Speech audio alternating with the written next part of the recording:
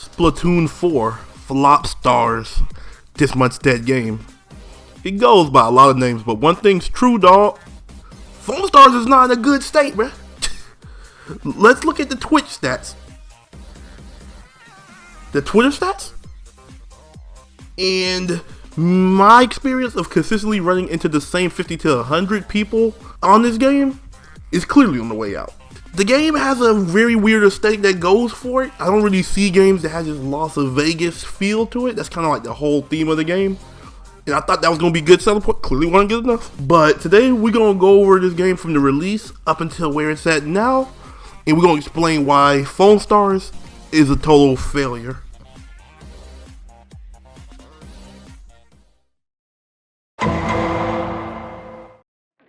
Foamstar releases to the world on February 6th, and things did not start well. Baldur's Gate was still going strong, and Helldivers easily took over February as the star of the show, but that game blew up way harder than people expected it to. Foamstars was not in the same genre as those, though, so it still had a chance, because it was a third-person shooter with a weird mechanic that the only game that it can really be compared to was Splatoon, which was its foam mechanic, which simply made you move faster on your own foam and slowed you down on your opponent's foam.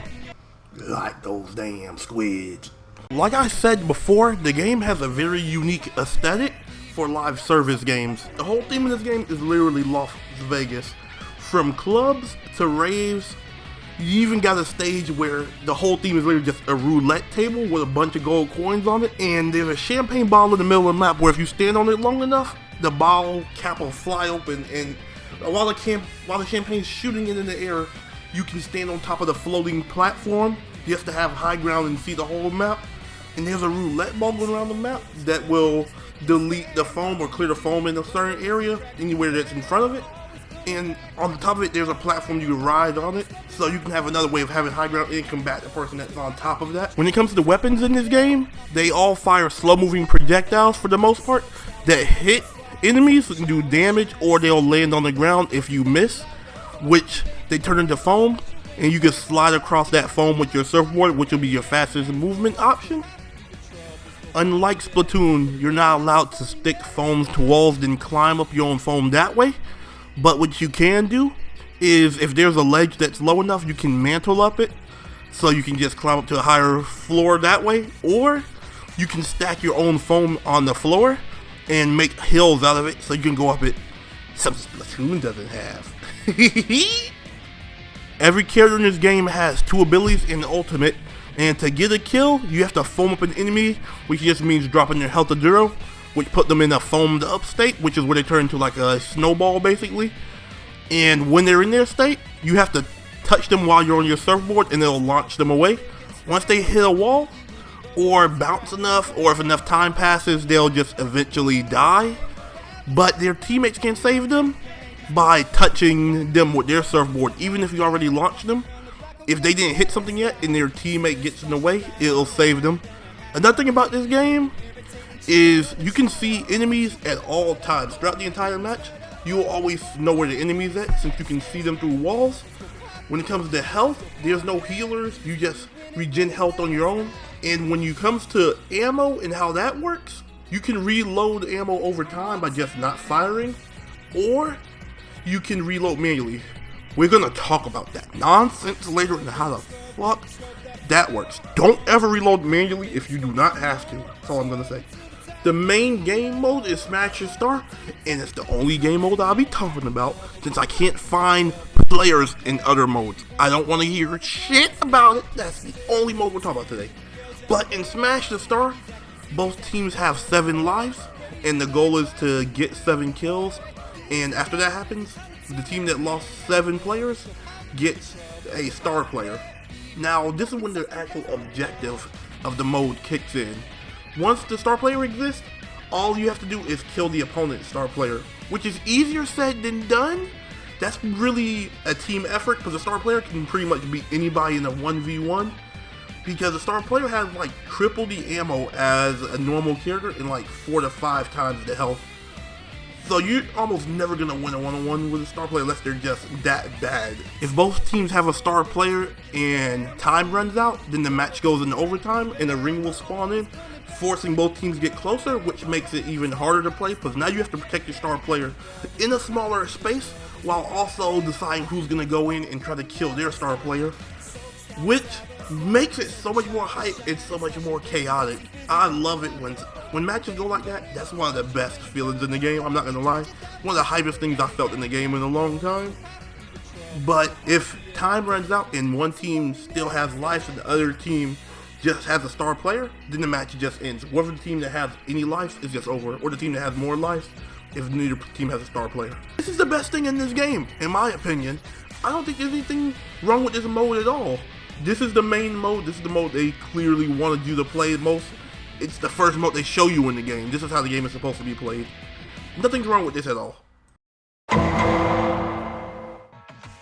So at release, Foamstars only launched with 8 characters, but I'm gonna be honest, it was really 7 plus 1. We'll get to that when we get there. But the game launched with 8 characters total at the beginning, and we're just gonna go over everybody right now. Soa is the poster girl of the game. She's a close range, high mobility DPS character. She spreads foam okay, but her range overall is really short. She's relatively generic. She has like SMGs, she has dual wield SMGs, sprays, has a really high fire rate. She has a flip that can go in like 4 different directions and sprays foam in different patterns in front of her, so she can hurt you while getting away from you, hop over you, can damn near one-shot you with it if enough of them hit you, but it does a damage. She pretty much can double jump because she has 2 charges of it. She has a bomb that explodes into foam, and her ult is literally, if you ever played Fusion Frenzy, the cover art, or the minigame Sumo, will show you exactly what ult is. She literally just hops in the ball. She can't be hurt while she's in it, but you can shoot the ball to make it in faster. But if she touches you while she's in it, she'll knock you back, put you in like CC, and it'll do damage to you enough, of course, you'll be foamed up. The only good thing about it is she can't finish you while she's in it, so somebody else has to finish it, and she can't cancel it early, so you have a good chance of being saved unless you just stand over you, making sure your teammates can hit you, but she can knock their ass back too. Agido, I hate his character overall, but I think he's the most fun in the game for me. Agido is a close range high mobility burst damage dealer, so imagine Soa with overall better mobility, and the damage comes in bursts. He has a shotgun, it can do about 70% of your health. He has a shuriken bomb he can throw. If you act like Soa's bomb, it just spreads foam and explodes. Obviously in the AoE they can knock people back, but if he's close to it when it explodes, he'll actually flip into the air, so he'll have some mobility off of it if he's close enough to it. And then he has the Splatoon ability. He can dive into foam and have a shark fin sticking out. And while he's like that, he can be hurt still, but while he's in that move, in that attack, or in that ability, he's a lot faster. So you can just use it as a good escape to get away from people, and of course your hitbox is smaller. So I think those are good, but then his ult is pretty generic. He just throws a shark at you that follows you. It homes in on somebody and they'll just keep following them, and then they'll eventually blow up. He's overall real fun. If you like high mobility characters, he's probably going to be the overall most fun for you. Also, he's probably the best at the game. He's definitely the best in the game in the one-on-one, but at the same time, he's also the worst in the game at foaming, so he has to rely on his own mobility more, because his foaming potential is really bad. He doesn't have anything that really spreads a lot outside of his ult, and his ult moves slow. Tonix is one of my other favorite characters. She's a long-range support character. She's one of the best in the game, potentially the best at the game at spreading foam, and she can make foam piles really easily, so if you need to reach high ground, your team needs to go up, make foam cover and stuff like that, she can do that. She got 2 primary fires. She's one of the first characters that has that. She can burst fire by just tapping. It'll burst like 5 shots out, or you can charge and shoot a bomb, and the bomb just explodes in the AoE and makes a small foam pile by itself. You don't have to just keep spraying the area, it'll do it on its own. And then you could, of course, stack on top of each other. Other than that, she has a turret that sprays out these foam balls that create a trail behind them, a foam that you can follow up behind, and if an enemy gets too close to it, it'll lock onto them and try to attack them. Usually won't hit them, but it'll shoot stuff towards the direction that you can follow up behind, obviously. And it can be destroyed. And she also has a bomb she can throw. It's not a normal bomb, it just, you throw it out and then it finds the enemy when it's close to it, and it'll hop 3 times trying to get to them, then explode, turn into foam, and then explode into more foam. And her ult She summons a robot that shoots 3 blasts of gigantic AoE freaking bombs that'll fall down from the sky like an airstrike. And usually you're not going to hit people with them, but it's going to create a shit ton of foam, and it kind of prevents characters like Ravebreaker that want to camp and things like that. Or if you could catch the lock on to the star player, then they can't really sit around. They have to move close, especially when like the ring is closing. That comes in handy. Jet Justice, aka Killmonger here again. I'm sick of it, but he has 2 primary fires. He can charge up a ball that does a lot of damage and just roll for it, kind of like the Tonic's turret, or you can just have a shotgun. So he's one of the few characters with 2 primary fires. He can launch to the air and land, dealing damage and knock enemies back, and he creates a foam wall once he does that. He also has a bomb he can throw that's just basically Graviton Circuit Overwatch. He just pulls people toward it. Once they're in it, they can't really get out of it, so yeah, you might be GG'd after that. And then he has his ult, he just spawns a shield, the 360 shield that protects you from any sort of shots from the outside. So Winston Bubble from Overwatch. The thing about that is that's actually really good in this game because of Smash the Star being a mode.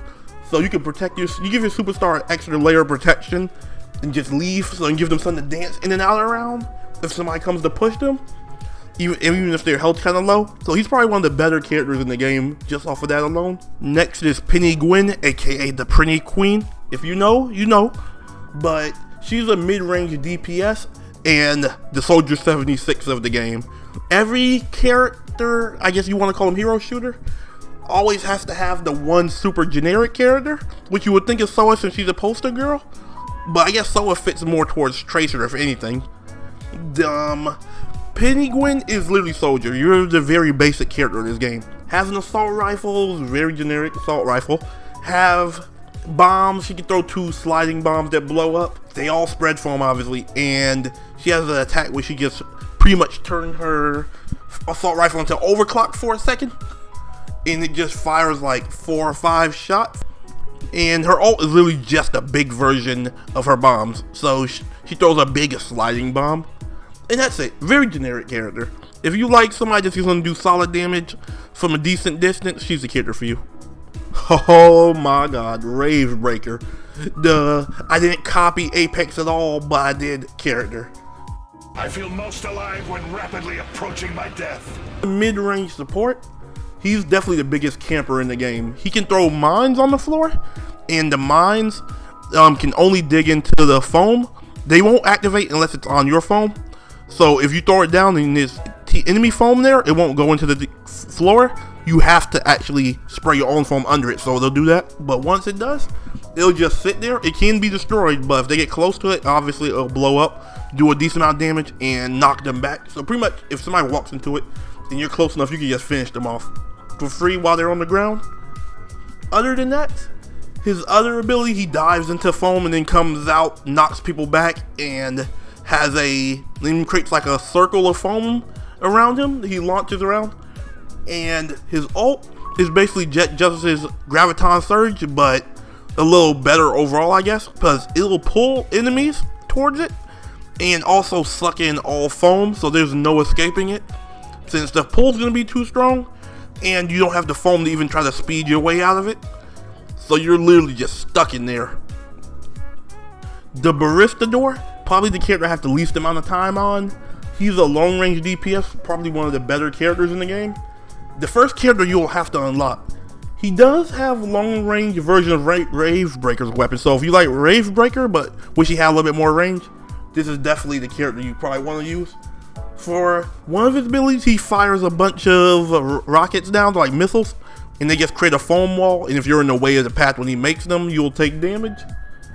Other than that, he can shoot this thing that's pretty much imagine Penny Gwen's sliding bomb, but instead of exploding, it just sprays foam out and also creates a trail, so you can follow it and then it's going to spray foam.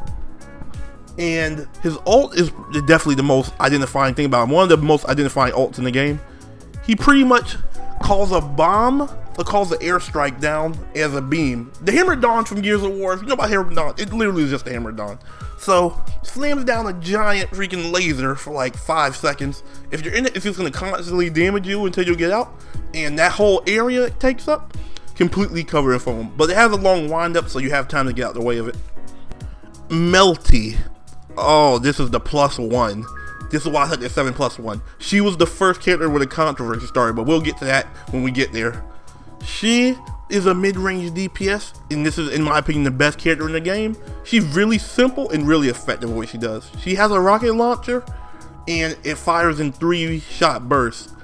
It's high damage if they all hit you, and the rockets, of course, they lock onto you once you're within a certain range. Outside that range, she just kind of sprays foam around for the team. She has no mobility, but she can summon a unicorn that can pretty much turn it into a bullet hell and kind of watch over her. Because it'll spray a shit ton of fucking foam balls out that you don't want to get to. You don't want to get hit by, because you also got to deal with her rockets locking onto you. She literally just has Baristador's missiles because they got lazy. It's literally just his missiles. There's like no difference really. Besides the animation to shoot them up, I guess. But her ult, they copied again, but not from that thing, you know. It's hard to defend these Splatoon allegations when y'all put the goddamn killer whale out and just threw it in this game. She literally just has the killer whale. She just fires a beam that pierces through everything at you and leaves foam in its path. I don't know how to say this guy's name, so I'm just gonna take a guess. I've been guessing it's Coif guy. He's mid-range support, fires a regular rock with no lock on, unlike Melty, so you know, takes skill. He can throw down a pet that can be bounced off by anyone, and so it grants everybody mobility because it launches you into the air. And then the moment you touch and get launched, you don't have to do a manual reload or wait for your liquid to refill on its own. It'll automatically reload for you. He can dash forward, spreading his foam while he's doing it, and then you could turn it into a flip, and he'll jump into the air and then slam down and spread foam in the area around them and slam down people, knock them back, all that good stuff. Knocks them really high up so you can knock them off of the map and things like that. His ult is really his defining trait. His ult, he throws his pet at you, and then it takes a long time. You'll see the big AoE spreading out. After about 5 or 6 seconds, it'll activate. Anybody that's in it at the moment it activates, 2 things happen. One, that whole area, the giant AoE gets instantly turned into his team's foam. Secondly, you get stuck into a special CC that only he has, where it forces you to dance. You can still walk, but you can only walk. You can't get on your border, you can't fight back. You're just stuck walking until the CC ends, or one of your teammates comes and slides by you so they can hit you. Chloe Noir is the newest character out right now, and she's the long range DPS of the game, the main one. She is literally a sniper. The closest thing we're gonna get to it, at least. Her range isn't even higher than Baristador's, but the reason I'd say she's a sniper is because it's more straightforward. She fires fast moving shots that if they don't hit anything, they just turn into like mines that float in the air unless you shoot at the floor. Then they'll explode into foam, so that'll give you something, I guess. But other than that, if she can charge up, and if she charges it, it does like 50% of your health almost. If you don't charge it, you can just spray really quickly as fast as you pull the trigger type of spraying. But of course, you're not gonna really want to do that unless you just got snuck up on. She can throw a bat that'll follow you around, or follow an enemy around once it finds one, and then try to explode on them. They can kill it, obviously. She can throw a swarm of bats that'll just make a wall in front of her, and she jumps back or whatever direction you want. If you do it backwards, she'll float into the air so she can go away like as an escape. Or you can hold it, and she'll charge it into a whole different ability type where she shoots a big bomb that'll explode. Her ult is her best thing. She might get the most fun overall for me ult to use in the game. Her ult allows her to skip some of the rules. You know, the whole moving slow on your opponent. It's almost hard to do that when you can fly. So her ult lets her, she grows wings and can fly around, and she can drop, her gun turns into like a triple shot grenade launcher. Now if your characters feel a little similar to each other and you want to change that, let's go to the best part of the game, the gacha. So I didn't even know this was a thing until I came back to the game later, but yeah, Foamstars has a gacha. it's not like it's not technically pay to win, because from what I can tell, you can't pay for the energy stones you need for it. But bubble gems are a gacha. Basically, all they do is give you stats to your characters. So basically, you can get, you slide faster on your foam, and there's different rankings to it, which is bullshit to a degree. Because if you just get bad rolls, you're fucked. Like, you can get, E rank, sliding faster on foam, you ain't really much. Which, I have characters that don't have that speed boost, and then I look at my Soa, she be moving like more than double the speed of other characters that don't have that buff. Do you know how chaotic that is? More than double speed is a drastic change. Like I said, it's not pay to win, since you can't pay for the energy stones, and every time there's a battle pass going on, which is always, once you hit max rank, you'll automatically gain energy stones. I guess you can technically pay to get a bit faster, but they have a built-in reroll system for it. The first 3 bubble gems are chill. It's like 1, 3, and 6, and you earn them pretty well. It's when you get to the last part where the problem starts. The skill gem is something that buffs one of your character's primary skills. You only have 1 skill gem, but this is the thing about the skill gem. It costs 20 energy stones. So you're not going to be able to re-roll that one as much as other ones, unless you've just been storing them up. And then bubble gems don't carry over. So every character needs their own bubble gem set. I think this is one of the biggest things against the goddamn game. Like, adding that to the game is cool, but making it a gacha and then making them have different rankings is stupid. Like, it should just be all the stats and then give them everybody gets the same version of it. The fact that I can have the same buff, I can have the sliding on foam buff speed boost. I can slide on foam speed boost. If we both have it, I can have an A rank, you can have an E rank. And now, I'm technically faster than you just because I have the A rank version. Which is dumb, we got the same buff. But, it's gacha, so you know, that's how that goes. And getting duplicates don't do shit. You won't get duplicates of the same thing, like, once you get one thing, it'll be gone. But it's just dumb. Like, for me, I don't like that. I think a lot of people don't. They could probably deal with it. I'm just glad it's not a pay-to-win thing, but it's in the game. Now, the Battle Pass, I don't really have an issue with for the most part. The Battle Pass just kind of exists in this game. You know, it has cosmetics, shit like that. This is the problem with the Battle Pass, and somehow they handled this better. I don't know how they did this, but they handled the Battle Pass better than Overwatch fucking handled it. What the Battle Pass does in the game, like I said, cosmetics, you can gain energy stones out of it. Once you hit max level, every time you level up, you get some energy stones, so you can really just farm those shits up for the rest of the season once you max it out. But, when it comes to the Battle Pass, right?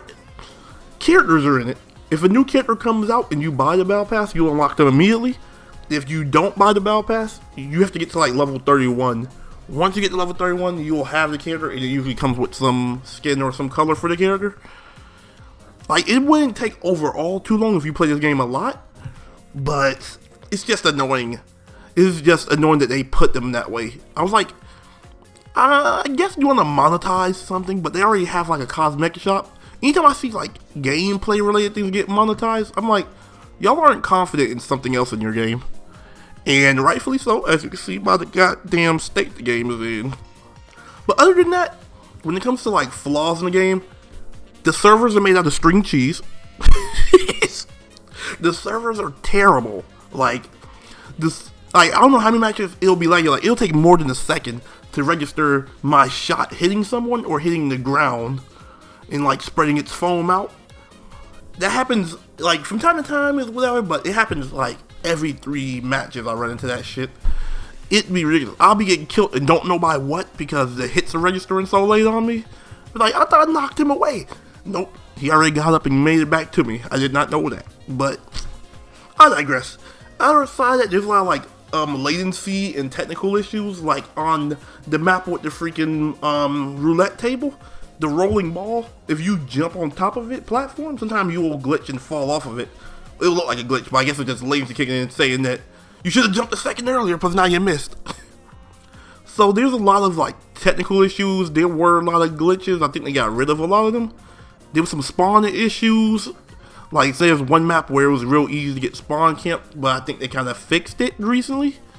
like, as I was making this video, they fixed it. You just spawn in, you don't spawn it like the slide you normally do. You just spawn somewhere else in the map entirely. But when it comes to technical issues and any other flaws, those are probably the biggest ones. Everything else is like gripes. Like I said, the biggest thing, besides the characters about pass and the gacha thing, for me is a lot of characters don't feel unique. Like, they don't have duplicate abilities a lot of the time.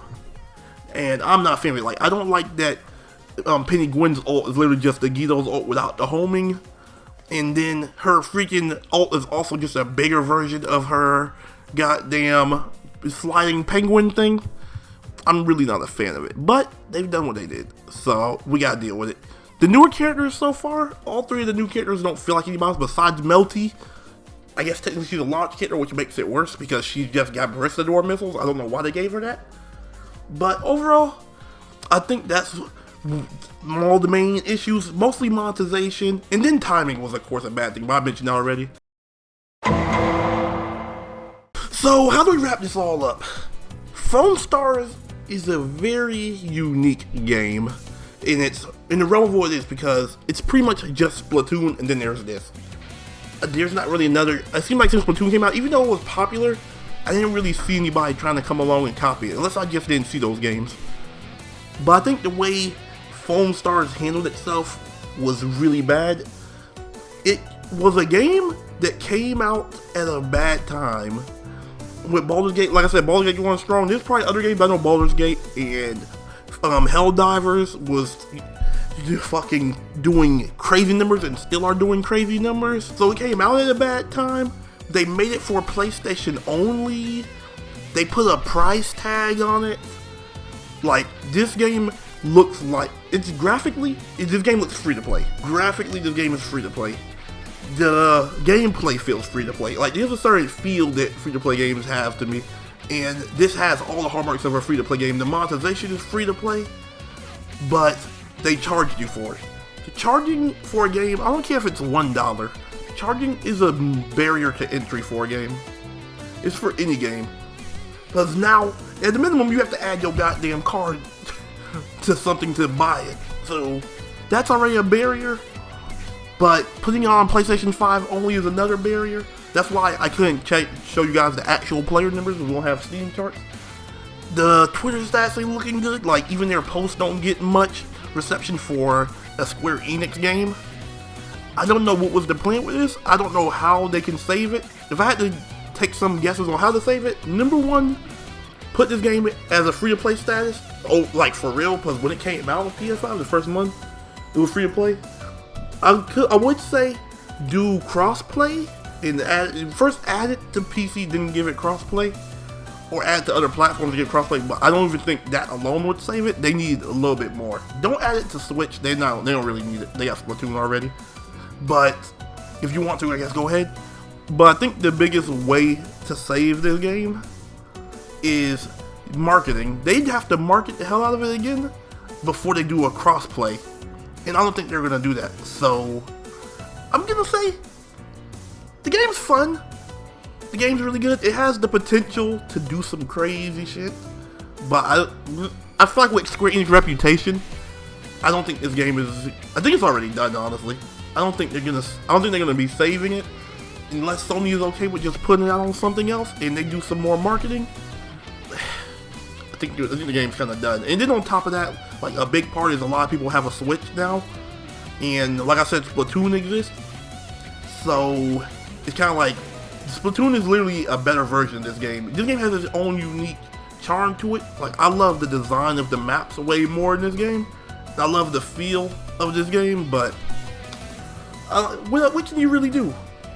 In the end, I'm gonna say what I always say. Play whatever game you want as long as you're having fun with it. This game may be on its way out unless they do find a way to save it, but I can say I enjoyed my time playing it recently. And I do plan on playing it from time to time still. I can't see myself locking into it the way I locked into My Hero Ultra Rumble or Yu-Gi-Oh! But it was still a fun time, and if the game dies, I'm just going to be happy with the time I spent, because I didn't get to spend any money anyway. But that's it from me. It's True Kingsden, and we out.